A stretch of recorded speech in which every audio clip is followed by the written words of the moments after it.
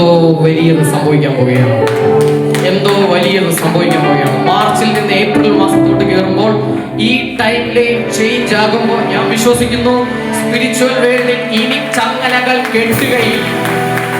ഞാനതുകൂടെ പറയാം, ദൈവം അഴിച്ച ചങ്ങലകൾ ഇനി ഒരിക്കലും നമ്മുടെ മേൽ കെട്ടുകയില്ല എന്ന്. ഒരിക്കൽ അഴിഞ്ഞു പോയതായിരിക്കാം, ഒരിക്കൽ നിങ്ങളുടെ കുടുംബത്തിനകത്ത് പ്രാർത്ഥിച്ച് അഴിച്ചതായിരിക്കാം. പക്ഷെ വീണ്ടും അത് തന്നെ നിങ്ങളെ ബ്രേക്കിംഗിലേക്ക് കൊണ്ടുവരുന്നതിനെ ഇന്ന് പരിശുദ്ധാത്മാവിനോട് പ്രവചിക്കുന്നു. അതിനെ ദൈവം പൂർണ്ണമായി അഴിച്ചു കളയുകയാണ്. ഹോളി സ്പിരിറ്റ് വിശ്വസിക്കുന്നവർക്ക് മാത്രം ദൈവം ചിലതിനെ തുറന്നു. അതുകൊണ്ട് ഈ കഴിഞ്ഞ ദിവസങ്ങളിൽ എന്നോട് ഇതൊരു മെസ്സേജ് അല്ല, ഈ ഒരു ഏപ്രിൽ മാസത്തിൽ കർത്താവ് എനിക്ക് നൽകിയിരിക്കുന്ന ഒരു പ്രധാനപ്പെട്ട അസൈൻമെന്റ് ആണ്. ഇതൊരു മെസ്സേജും അല്ല, ഞാൻ എവിടെ പോയാലും ഇതൊരു ബൗണ്ടറി പോലെ പറയണമെന്ന് പരിശുദ്ധാത്മാവിനോട് നിർബന്ധിച്ചേക്കുന്ന ഒരു ചെറിയൊരു ദൂത് അത് നിങ്ങളിലേക്ക് കൈമാറി ഞാൻ പ്രാർത്ഥിച്ചിരിക്കാനാണ് ആഗ്രഹിക്കുന്നത്. ഒരു ബൗണ്ടറി പോലെ. എത്ര പേർക്ക് ഇതിനകത്ത് വിശ്വാസം ഇങ്ങനെ പ്രതികരിച്ചാൽ പോലെ എത്ര പേർക്ക് വിശ്വാസമുണ്ട്? വിശ്വസിക്കണം.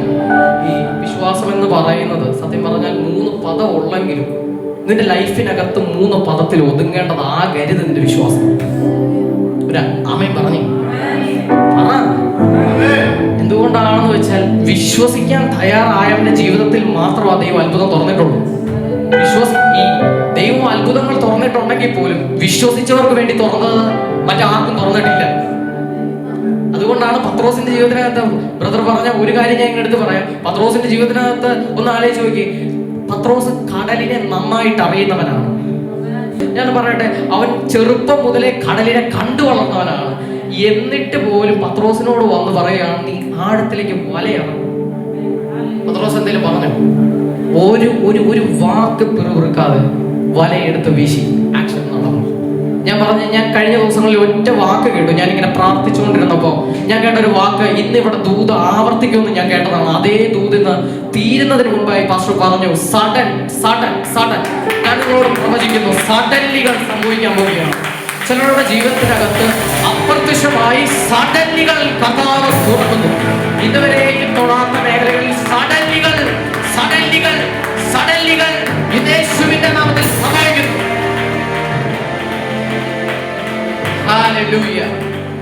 വിശ്വാസം എന്ന് പറയുന്നത് ഞാൻ പറഞ്ഞതുപോലെ ഈ ഒരു പ്രതികൂലം വരുമ്പോൾ, ഒരു പ്രതിസന്ധി വരുമ്പോൾ വിട്ടിട്ട് ഭയപ്പെട്ട് മാറി നിൽക്കേണ്ടത് ആകരുത് നിന്റെ വിശ്വാസം. പല സമയങ്ങളിൽ നിങ്ങൾ പറയും, പക്ഷേ ഞാൻ വന്ന സമയത്ത് ഞാൻ വിശ്വസിച്ചുകൊണ്ടിരുന്നതാണ്. പക്ഷേ കുറച്ച് സമയങ്ങൾ ആ ഒരു കാലഘട്ടം കഴിഞ്ഞ ടൈമിൽ എന്നെ ഒരു പ്രതികൂലം വന്ന് അടിച്ചു, ഞാൻ ഭയത്തിലേക്ക് കടന്നുപോയി. ഇങ്ങനെയുള്ളതാകരുത് നിന്റെ വിശ്വാസം. ഞാനൊരു ഉദാഹരണം പറഞ്ഞ് ഈ ഒരു 5 മിനിറ്റ് നിങ്ങളോട് കൂടെ ഇരിക്കണം. ഒരു വാക്യം, ഒരു ഉദാഹരണം പോലെ വിശ്വാസം എന്ന് ഞാൻ പറയുമ്പോൾ ഞാൻ ഏറ്റവും കൂടുതൽ പറയാൻ ആഗ്രഹിക്കുന്ന ഒരു മനുഷ്യൻ അബ്രഹാം എന്ന മനുഷ്യനാണ്. ആ മനുഷ്യനെ കുറിച്ച് ചെറിയൊരു വാക്യം പറഞ്ഞ് ദൈവനോട് സംസാരിച്ച ഒരു വെളിപ്പാടിനെ തുറന്ന് പ്രാർത്ഥിച്ചിരിക്കുവാൻ ഞാൻ ആഗ്രഹിക്കുന്നു. ഒരു നിമിഷം ആരെങ്കിലും ഒരാൾ ഉൽപ്പത്തി പുസ്തകം 22:1 മുതൽ 5 വരെ കഴിയുന്നവർ ആരെങ്കിലും ഒന്ന് വായിച്ചാട്ടെ. എല്ലാവരും ആ വാക്യം ഒന്ന് നോക്കണം. എല്ലാവരും ആ വാക്യം, ആ വേടൊന്ന് നോക്കി വെക്കണം. Thank you Holy spirit.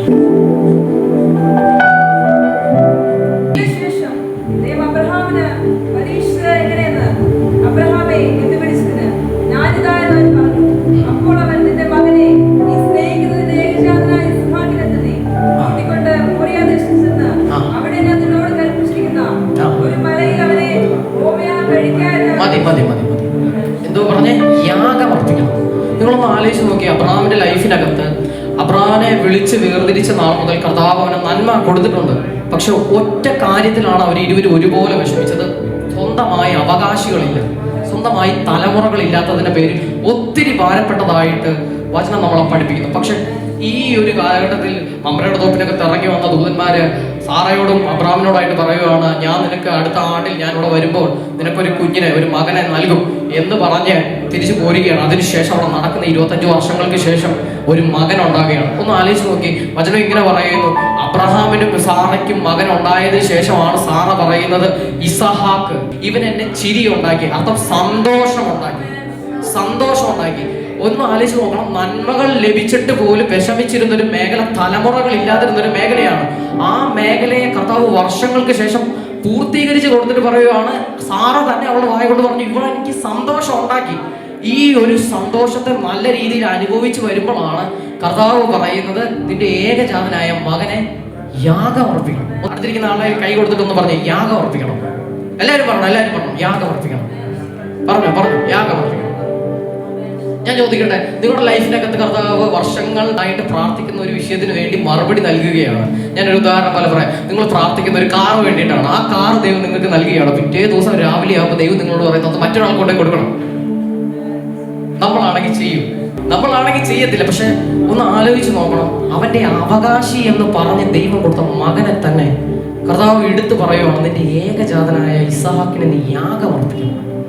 സത്യം പറഞ്ഞാൽ ആ ഒരു വേട് പറഞ്ഞ് താഴത്തേക്ക് നോക്കുവാണെങ്കിൽ ദൈവത്തിന്റെ അടുത്ത് അബ്രഹാം പിറുപിറുത്ത് പോലുമില്ല. വചനം ഇങ്ങനെ പറയുന്നു, അതിരാവിലെ എഴുന്നേറ്റ് വിറകുകൾ കീറി അവൻ യാഗത്തിന് വേണ്ടി പുറപ്പെട്ടു. ഒന്ന് പിറുപിറുക്ക് പോലും ചെയ്തില്ല. കാരണം അബ്രഹാമിന്റെ ലൈഫിനകത്ത് അബ്രഹാം കണ്ടിരിക്കുന്നത്, അബ്രഹാമിനെ വിളിച്ച് വേർതിരിച്ച നാൾ മുതൽ അബ്രഹാമിന് എൻകൗണ്ടറുകൾ സംഭവിച്ചിട്ടില്ല. അബ്രഹാം ആകെ കേട്ടിട്ടുള്ള കർത്താവിന്റെ വോയിസ് ആണ്. അതുകൊണ്ട് അബ്രഹാം അത് അനുസരിക്കും. തിരിച്ചു പോവുകയാണ്. മോറിയ മലയിൽ 3-ാം ദിവസം എത്തുന്നു. മോറിയ മലയുടെ താഴെയൊക്കെ മോറിയ ദേശത്തിൽ എത്തുമ്പോൾ അവന്റെ കൂടെ 2 ബാല്യക്കാരെ കൂടെ അവൻ കൂട്ടുന്നുണ്ട്. ഈ കൂട്ടിക്കൊണ്ട് പോയ ബാല്യക്കാരോട് അവിടം വരെ ചെന്നിട്ട് അബ്രഹാം പറയുന്ന ഒരു കാര്യമുണ്ട്, നിങ്ങൾ ഇവിടെ ഇരുന്ന് കൊള്ളുക, ഞാൻ ബാലനെയും കൊണ്ട് പോയി ആരാധന കഴിപ്പിച്ച് മടങ്ങി വരാം.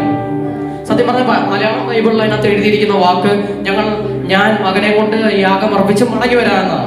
ഇംഗ്ലീഷ് ബൈബിളിലും ഏകദേശം ഇത് തന്നെയാണ് അർത്ഥം. പക്ഷെ ഈ ഒരു ദിവസങ്ങളിൽ ഞാൻ പ്രാർത്ഥിച്ചു കഴിഞ്ഞപ്പോൾ ഞാൻ പഠിച്ച ഒരു ബൈബിൾ, NKJV എന്ന ബൈബിളിന്റെ ഒരു ഇംഗ്ലീഷ് വേർഷൻ ഞാനെടുത്ത് വായിച്ചു കഴിഞ്ഞപ്പോൾ അതിനകത്ത് എഴുതി വെച്ചിരിക്കുന്ന വാക്കിങ്ങനെയാണ്, ഞാനും ബാലനും ഞങ്ങൾ യാഗമർപ്പിച്ച് ഞങ്ങൾ മടങ്ങി വരാം.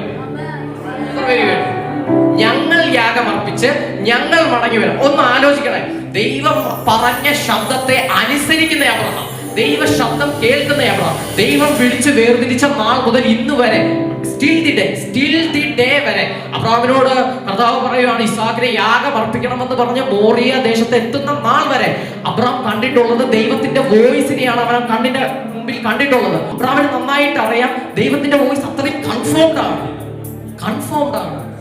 എന്നിട്ട് പോലും എന്തുകൊണ്ടായിരിക്കും അബ്രഹാം അങ്ങനെ ഒരു വേട് ബാല്യക്കാരോട് എടുത്തു പറഞ്ഞേ, ഞങ്ങൾ പോയി യാഗം അർപ്പിച്ച് ഞങ്ങൾ മടങ്ങി വരാം? എന്തോ വിശ്വാസമാണല്ലേ. നമ്മൾ ചോദിക്കും അനുസരണക്കേടല്ല. അബ്രഹാമിന് പറയാനുള്ളത്, ഞാൻ വിശ്വാസം പുലർത്തിയതിന്റെയാണ്. എത്ര പേർക്ക് മനസ്സിലായെന്ന് എനിക്ക് അറിയത്തില്ല.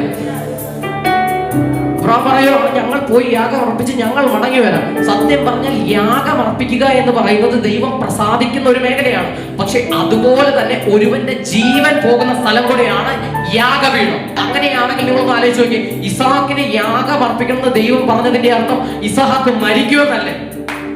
അല്ലേ? ശരിയാണോ? ഞാൻ പറഞ്ഞത് ശരിയാണോ? ഞാൻ ഒന്നുകൂടെ പറയാം. യാഗപീഠത്തിന്റെ മുകളിൽ കയറ്റി വെക്കുന്ന യാഗമൃഗത്തിന്റെ ജീവൻ യാഗപീഠത്തിൽ നശിക്കും, പോകും, കൈവിടും. പക്ഷെ ദൈവം പ്രസാദിച്ച് അനുഗ്രഹം കൊടുക്കും. എങ്കിൽ പോലും അവിടെ നടക്കുന്ന ജീവൻ പോകും. അങ്ങനെയാണെങ്കിൽ ഞാൻ പറയട്ടെ, ദൈവം പറഞ്ഞത് ഇസ്ഹാക്കിന്റെ ജീവൻ പോകുമെന്നാണ്. അത്രയും കൺഫേംഡ് ആയ വോയിസ് അബ്രഹാമിനോട് പറയുവാണ്, ഇസ്ഹാക്കിന്റെ ജീവൻ പോകുമെന്ന്. പക്ഷെ അബ്രഹാം പറയുവാണ്, ഇല്ല, എന്റെ മകൻ ജീവിക്കുക തന്നെ. ഒന്നുകൂടെ പറഞ്ഞാൽ, ഞങ്ങൾ പോയി യാഗം അർപ്പിച്ച് ഞങ്ങൾ മടങ്ങി വരാം എന്ന് പറഞ്ഞാൽ അതിന്റെ അർത്ഥം ഞാനും എന്റെ മകനും യാഗം അർപ്പിക്കാൻ പോകുന്നുണ്ടെങ്കിൽ തിരിച്ചു വരുന്നത് ഞാനും എന്റെ മകനായിട്ടായിരിക്കും. ഒന്ന് ആലോചിക്കണം, അവൻ കാണുന്നതെല്ലാം ദൈവത്തിന്റെ വോയിസ് ആണ്. പക്ഷെ അബ്രഹാമിന് പറയാനുണ്ട്, ഞാൻ വിശ്വസിച്ച് കഴിഞ്ഞാൽ അതിനകത്ത് ദൈവകൃപ നടക്കും. അതുകൊണ്ടാണ് വചനം മാറി പറഞ്ഞപ്പോൾ പുതിയ നിയമത്തിൽ ഇങ്ങനെ ഒരു വാക്യം എഴുതി വെച്ചത്, ഹൃദയം കൊണ്ട് വിശ്വസിച്ച് വായി കൊണ്ട് ഏറ്റു പറയുന്നത് ലൈഫിനകത്ത് തുടങ്ങുമെന്ന്. ഇന്ന് പകലിൽ ഞാൻ ചിലരെ നോക്കി പ്രവചിക്കുന്നു, വർഷങ്ങൾ കാലങ്ങൾ നീ വിശ്വസിച്ച നിന്റെ വിശ്വാസങ്ങളെ നഷ്ടപ്പെടുത്തി ഭയപ്പെടുത്തിയ മണ്ഡലങ്ങൾ ദൈവം എന്നോട് ഇന്ന് പകലിൽ പ്രവചിക്കുന്നു. ആർക്കോ വേണ്ടിയിട്ട് സൂപ്പർ നാച്ചുറൽ ഫെയ്ത്തുകൾ ആത്മാവിൽ റിലീസ് ആവുകയാണ്. എനിക്കറിയത്തില്ല, ദൈവനോട് അങ്ങനെ തന്നെ പറയുന്നു. പറഞ്ഞു ഇസ്ഹാക്കിന്റെ ജീവൻ പോകുമെന്ന്. പക്ഷെ അബ്രഹാം പറഞ്ഞു, ഞാനും എന്റെ മകനും യാഗമർപ്പിച്ച് ഞങ്ങൾ തന്നെ മടങ്ങി വരും. ഞാൻ അബ്രഹാമിനോട് ചോദിച്ചു, എന്തുകൊണ്ട് അബ്രഹാം നീ അങ്ങനെ വിശ്വസിച്ചേ? അബ്രഹാമിനോട് പറഞ്ഞൊരു മറുപടി, ഞാൻ എബ്രായ ലേഖനത്തിൽ ഇങ്ങനെ ഒരു വാക്യം വായിച്ചു, ഞാൻ ചോദിക്കട്ടെ, അബ്രഹാമേ നിന്റെ വിശ്വാസം നിന്നെ കാത്തുകൊള്ളു, ഓക്കെ ശരിയാണ്. പക്ഷേ അതോ മരിച്ചാലോ? ഈ ഒരു ചോദ്യം ചോദിച്ചപ്പോ എന്റെ ദൈവം കൊണ്ടോ ഒരു വാക്യം ഇതാണ്. എബ്രായ ലേഖനത്തിൽ ഇങ്ങനെ ഒരു വാക്യം എഴുതിയിരിക്കുന്നു. അഥവാ അബ്രഹാം പറയുന്നൊരു വേണമാണ്, അഥവാ ഇസഹാക്ക് മരിച്ചാൽ തന്നെ. അബ്രഹാമിന്റെ അകത്തൊരു വെളിപ്പാട് കത്തുകയാണ്, എന്റെ ദൈവം അവനെ മരിച്ചവരിൽ നിന്ന് ഉയർപ്പിക്കും. മരിച്ചവരിൽ നിന്ന്. എനിക്കറിയത്തില്ല, ഞാൻ നിങ്ങളോട് പറയട്ടെ, കാലങ്ങളായിട്ട് നിങ്ങൾ ഉപയോഗിച്ചിരുന്ന ഫെയ്ത്ത്